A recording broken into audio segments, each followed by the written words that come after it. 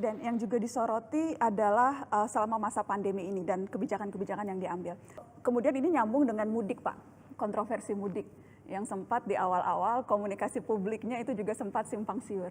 Jadi sesungguhnya Pak, saya bertanya sekarang langsung ke Bapak Presiden, mudik itu diperbolehkan atau dilarang oleh pemerintah?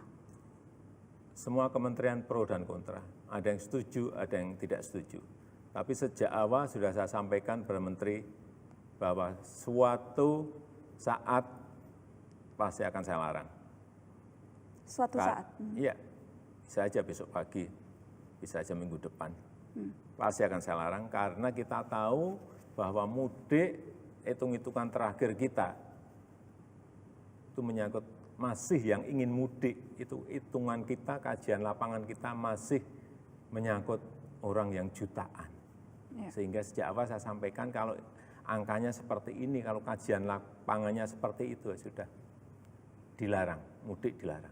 Kenapa tidak dilarang sekarang, Bapak?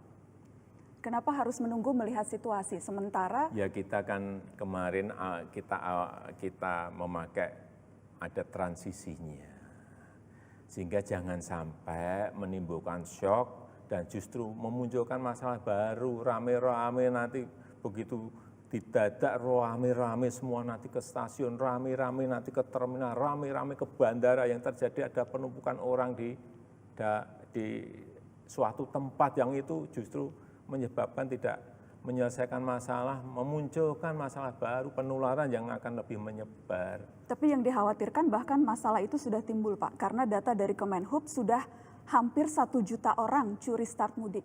Sudah 900.000 orang yang sudah mudik dan yang sudah tersebar ke berbagai daerah. Apakah berarti ini memang keputusan melarang itu yang baru akan dikeluarkan melihat situasi, tapi faktanya sudah terjadi penyebaran orang di daerah, Bapak? Kalau itu bukan mudik, itu namanya pulang kampung. Memang bekerja di Jabodetabek, di sini sudah tidak ada pekerjaan, ya mereka pulang karena anak istrinya ada di kampung.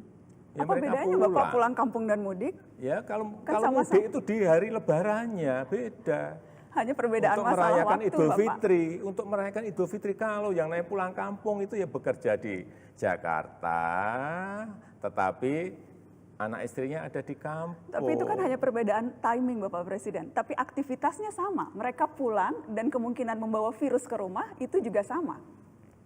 Coba dilihat juga di lapangan. Ini lapangan yang kita lihat di Jakarta. Mereka menyewa ruang 3x3 atau 3x4. Isinya 8 orang, 9 orang. Mereka di sini tidak bekerja.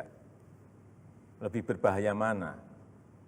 Di sini, di dalam ruangan, dihuni 9, 8 orang, atau pulang ke kampung, tapi di sana juga sudah disiapkan isolasi dulu oleh desa. Saya kira sekarang semua desa sudah menyiapkan isolasi ini, yang pulang dari Jakarta.